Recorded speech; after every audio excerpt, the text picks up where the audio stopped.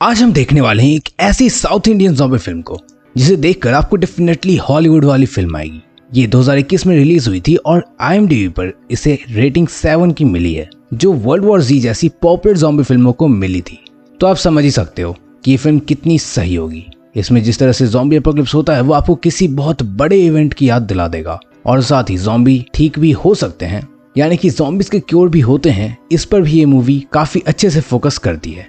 तो मूवी शुरू होती है और हमें दिखता है कबूतर जो उड़ रहा है, लेकिन बिजली उस पर गिरती है जिससे वो किसी तालाब में गिर जाता है। पर इतने बड़े बिजली के झटके के बावजूद वो जिंदा बच जाता है। इसके बाद शिवलिंग और मंदिर दिखता है और फिर सीन स्विच होकर मोदी जी पर जाती है, जो कोरोना वायरस फैलने के कारण पूरे देश में लॉकडाउन लगाने की बात कर रहे हैं। इस अनाउंसमेंट को कुछ लोग चाय की टपरी में बैठकर सुन रहे होते हैं, तभी वहां से गुजर रहा एक आदमी गिर जाता है। गिरने पर उसके झोले से बहुत सारा पैसा भी गिरता है। ये देख उसी टपरी में बैठा दूसरे आदमी के मन में लालच आ जाता है और वो उस आदमी के पैसे छीनने के लिए उसका पीछा करने लगता है।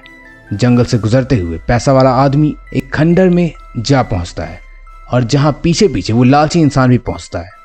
घर के अंदर जाने पर उसे वो जगह बड़ी अजीब लगती है, पर वो फिर भी आदमी से पैसे छीनने अपना चाकू निकाल लेता है। लेकिन तभी उस इंसान के सर पर कोई पीछे से वार करता है, जिससे वो बेहोश हो जाता है। जब उसे होश आता है तो अपने आसपास एक्सपेरिमेंट्स और टेस्ट के इक्विपमेंट देख वो डर जाता है। तभी उसके सामने एक हैजमेट सूट पहना आदमी आता है और वो उसकी बॉडी में कुछ केमिकल्स इंजेक्ट कर देता है। इंजेक्शन लगने से वो तड़पने लगता है, उसमें बदलाव आने लगते हैं और वो बड़ा डरावना सा ज़ॉम्बी बन जाता है। अब आगे क्या होगा? क्या ज़ॉम्बीज लॉकडाउन होने पर स्प्रेड हो पाएंगे?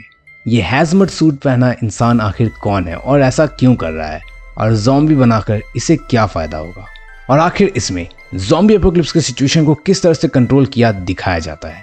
तो थोड़ा इंतजार करो, इन सब सवालों का जवाब देगा ये मंदबुद्धि बालक। अब मूवी का इंट्रो आता है जो काफी सही लगता है और हमें दिखता है एक गेम डिजाइनर का रूम। इस बंदे का नाम मारियो है, जो लॉकडाउन खत्म होने पर अपने दोस्त के साथ बाहर जा रहा होता है। कि उसके ब्रेकफास्ट करने वक्त हमें पता लगता है कि मारियो का गेम डिजाइनर होना उसके पापा को नहीं पसंद है। पर यह बात हो रही होती है कि तभी मारियो के एक शॉर्ट डेड नाम के गेम के 1 मिलियन डाउनलोड हो जाते हैं। ये खुशखबरी लेकर ये अपने दोस्त मैगी और बदराम के पास जाता है, जिन्होंने गेम बनाने में इसकी मदद की होती है।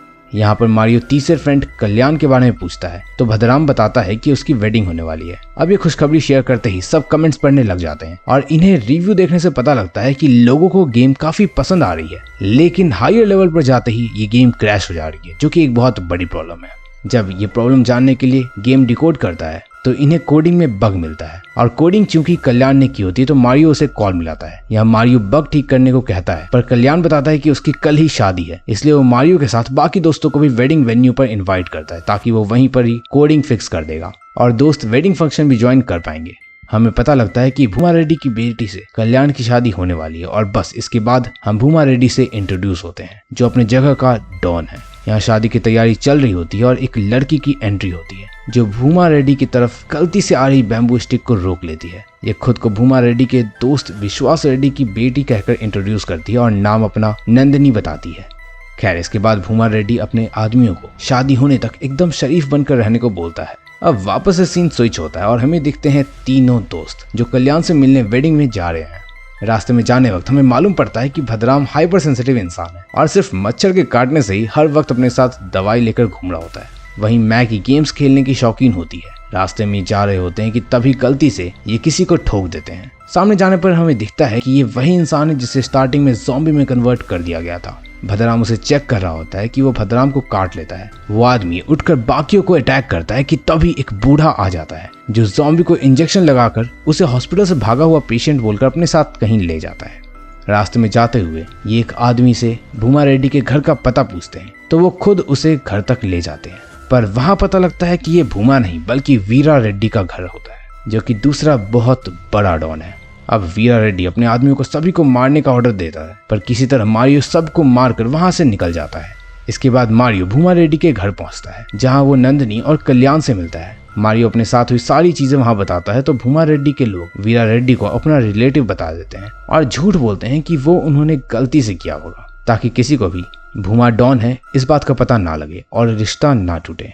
अब खाना खाने वक्त भद्राम में भी ज़ॉम्बीज के काटे जाने के कारण बदलाव होने लगते हैं, और वहीं दूसरी तरफ मारियो भद्राम से गेम का बग हटाने को बोलता है, पर तभी भूमा रेड्डी उन्हें मंदिर जाने को बोलता है।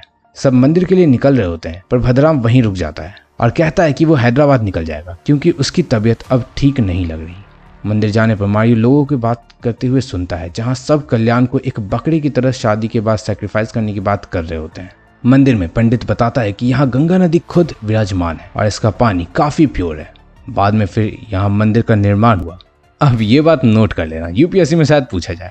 खैर, भूमा के परिवार के मंदिर से निकलते ही वहाँ वीरा रेड्डी भी पंडित को धमका कर चला जाता है कि शादी के बाद अंतिम संस्कार के मंत्र भी अब तू ही पढ़ना। मारियो भी मंदिर में होता ही और वो इस बात को चुपके से सुन लेता है। फिर वो पंडित से सारी बातें पूछता है तो उसे पता चलता है कि वीरा ने भूमा के दामाद को मारने की कसम खाई है।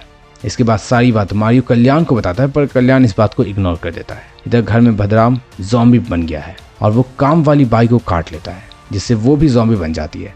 इसके बाद बाई भी एक मजदूर को काट लेती है और ये सिलसिला शुरू हो जाता है।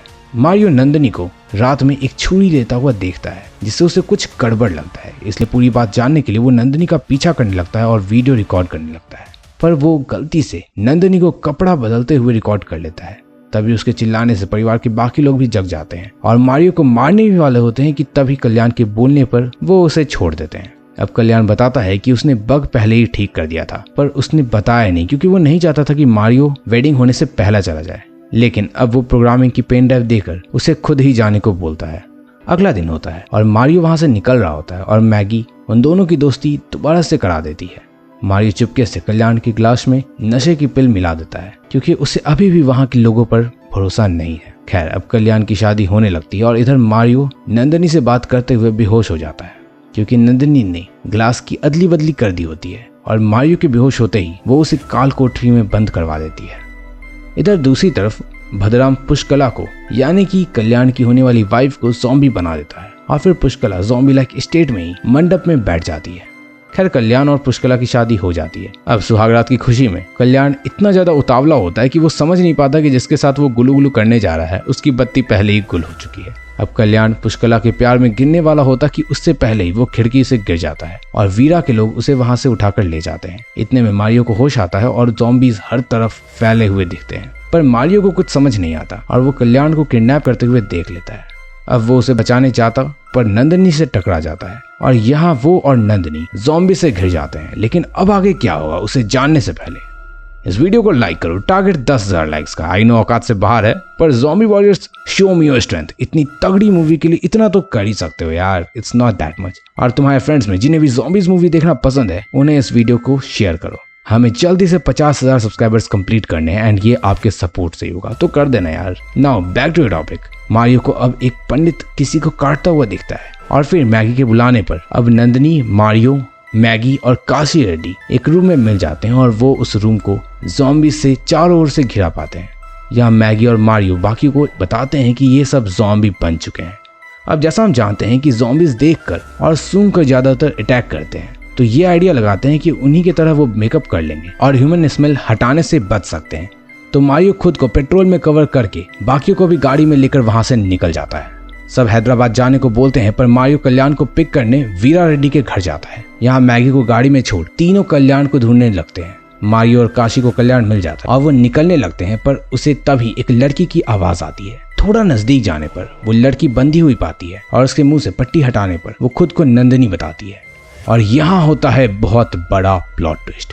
हमें पता चलता है कि विश्वास रेड्डी की बेटी नंदिनी वो नंदिनी नहीं बल्कि ये नंदिनी है, और जो लड़की अभी तक नंदिनी बनकर मारियो के साथ थी वो वीरा रेड्डी की बेटी शैलजा है। असली नंदिनी आगे बताती है कि उसे यहाँ वीरा ने किडनैप कर लिया था जब वो शादी को अटेंड करने जा रही थी और शैलजा को नंदिनी बनाकर भूमा रेड्डी पर नजर रखने के लिए भेजा था। बस अब सीन स्विच होता है और अब कल्याण, काशी और मारियो वीरा के कब्जे में है। वीरा बताता है कि वो कल्याण को मारकर अपना बदला पूरा करेगा। मारियो को वीरा अपनी बहन से मिलाता है जो अब पागल है क्योंकि उसका मंगेतर प्रताप रेड्डी जो भूमा रेड्डी का भाई है वो किसी और के साथ भाग गया था और ये उससे बहुत प्यार करती थी, इसलिए सदमा बर्दाश्त नहीं कर पाई। अब ये जानने पर मारियो भूमा के दामाद को नहीं बल्कि प्रताप को मारने की सलाह देता है और कहता है कि जो गलती की है उसे मारो। लेकिन तभी मारियो को उसके पिता की फोटो दिखती है और उसे पता चलता है कि ये प्रताप रेड्डी उसके पापा ही हैं। यहाँ मारियो को वीरा मारने ही वाला होता है कि तभी मौका देखकर वीरा की बहन को चाकू के नोक पर रखकर मारियो वहां से निकल जाता है। इधर वीरा के गुंडे भी उसके पीछे पड़ जाते हैं। हमें दिखता है कि वीरा के पापा जी भी अब ज़ॉम्बी बन चुके हैं और वो गाड़ी में जाते हुए सबको इन्फेक्ट कर देते हैं। मारियो और उसके दोस्त अब गांव जाते हैं जहां काफी क्राउड है और देखते ही देखते गांव में ज़ॉम्बी आउटब्रेक फैल जाता है। वीरा और उसकी बेटी शैलजा बदला लेने के लिए गांव में आ जाते हैं, पर वहां एक ज़ॉम्बी होड वीरा रेड्डी के पीछे पड़ जाता है एंड ऐसा लगता है जैसे वीरा तो गए हो। अब इसके बाद शैलजा, मारियो, मैगी, कल्याण सब ज़ॉम्बी को मारने लगते हैं। इस मौके पर सब एक साथ एकजुट होकर ज़ॉम्बी से लड़ रहे होते हैं कि मैगी के सामने ज़ॉम्बी बना भद्राम आ जाता है। मैगी उसे मार नहीं पाती और इतने में भद्राम मैगी को मारकर मैगी खा जाता है। अब मारियो और शैलजा दोनों बहुत दुखी होते हैं और गाड़ी से निकलते हुए मारियो को याद आता है कि जंगल में भद्राम को ज़ॉम्बी ने काटा था, तो ही अज्यूम्स कि उसके बाद से ही ये सब शुरू हुआ और मारियो को उस ओल्ड पर्सन पर शक होता है जिसने सबसे पहले ज़ॉम्बी को इंजेक्शन लगाया था। मारियो, कल्याण और नकली नंदिनी यानी कि शैलजा अब उसी जंगल में पहुंचते हैं और वो आसपास के इलाके को ढूंढने लगते हैं कि इन्हें भी उसी वक्त एक खंडर घर दिखता है। अंदर जाने पर लैब में एक दूसरा आदमी लेटा दिखता है जिस पर शायद वो बुढ़ा कोई दूसरा एक्सपेरिमेंट कर रहा होता है। तभी कल्याण को वहीं फर्स्ट ज़ॉम्बी दिखता है और कल्याण चिल्ला देता है, जिससे वो बूढ़ा आदमी वहां आ जाता है। मारियो के पूछने पर बूढ़ा बताता है कि वो एक वर्ल्ड फेमस वायरोलॉजिस्ट है, पर उसने एनिमल टेस्टिंग छोड़कर सीधा ह्यूमन टेस्टिंग करना शुरू कर दिया, जिस वजह से गवर्नमेंट ने उसे बैन कर दिया। इसलिए उसने ऐसा वायरस बनाया है जिससे सब ज़ॉम्बी जैसे बनने लगेंगे और सबको बाद में ठीक कर देगा और वो भगवान बन जाएगा और सभी लोग उसके कदम चूमेंगे और इससे सब ज़ॉम्बी बनने लगते हैं। अब वायरोलॉजिस्ट ऐसे एंटीडोट के बारे में बता रहा होता है जिससे कोई वायरस कभी भी फ्यूचर में इन्फेक्ट नहीं कर पाएंगे, लेकिन आगे वो कुछ बता पाता उससे पहले फर्स्ट ज़ॉम्बी छूट जाता है और उस पर हमला कर देता है। ये ज़ॉम्बी काफी ज्यादा स्मार्ट और स्ट्रॉन्ग हो चुका था। अब तीनों भागने लगते हैं पर शैलजा गिर जाती है। ज़ॉम्बी उसके ऊपर आ जाता है, लेकिन किसी तरह मारियो उसे बचा लेता है और तभी भूमा रेड्डी की एंट्री होती है और वो फर्स्ट ज़ॉम्बी वापस से हावी होने लगता है। तभी भूमा रेड्डी उसे शूट करके सभी को बचा लेते हैं।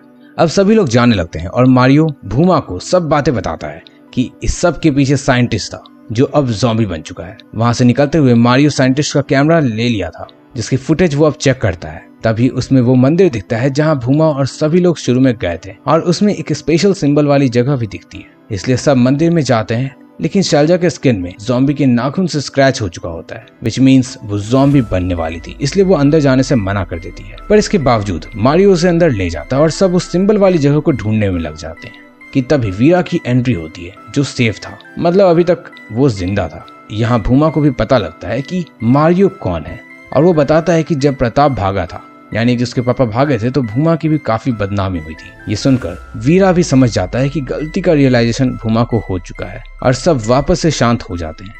इधर वीरा और भूमा ज़ॉम्बीज़ को रोकने के लिए वहीं रुक जाते हैं और मारियो वो जगह ढूंढने लगता है। इस बीच शैलजा ज़ॉम्बी में ट्रांसफॉर्म हो जाती है और मारियो पर अटैक करने लगती है। ऐसे में मारियो शैलजा को मारता है और वो शिवलिंग के पास जाकर गिरती है जहाँ शिवलिंग का पानी गिर रहा होता है और इससे मारियो नोटिस करता है कि शैलजा ठीक होने लगी है।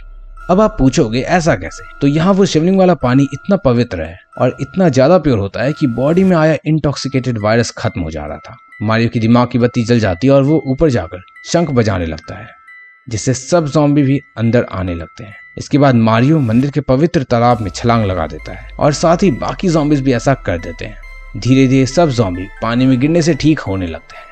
अब सीन कुछ दिन बाद पर शिफ्ट होता है और मारियो का अब न्यूज़पेपर में फोटो भी आ चुका है, जिससे उसके डैड बहुत प्राउड हैं। वहीं अब प्रताप रेड्डी, भूमा रेड्डी और वीरा रेड्डी तीनों साथ में बैठकर एक साथ डिनर कर रहे हैं। भद्राम और मैगी भी अब मारियो के साथ दिखते हैं और वो भी रिकवर कर चुके हैं और मूवी यहाँ खत्म हो जाती है। तो अगर आपने यहाँ तक देख लिया तो कमेंट कर देना ज़ॉम्बी रेडी, ताकि मैं जान सकूं आप लोग यहाँ तक देखे हो। एंड देखो, being honest with you, India में ज्यादा ज़ॉम्बी मूवीज रिलीज नहीं होती एंड ये मुझे इंडिया में बनी one of the best zombie movie लगी है। इसकी स्टोरी इतनी ज्यादा परफेक्ट थी कि मैं बिल्कुल भी बोर नहीं हुआ और इसमें कॉमेडी का तड़का भी काफी सही लगा है। पर वैसे इसके अलावा भी कई ऐसी इंडियन ज़ॉम्बी मूवी है जिससे वो रिकॉग्निशन नहीं मिल पाई जो मिलनी चाहिए थी। तो अगर आपको टॉप 5 इंडियन ज़ॉम्बी फिल्म्स के बारे में जानना है तो लेफ्ट साइड पर क्लिक करके देख लेना। बाय।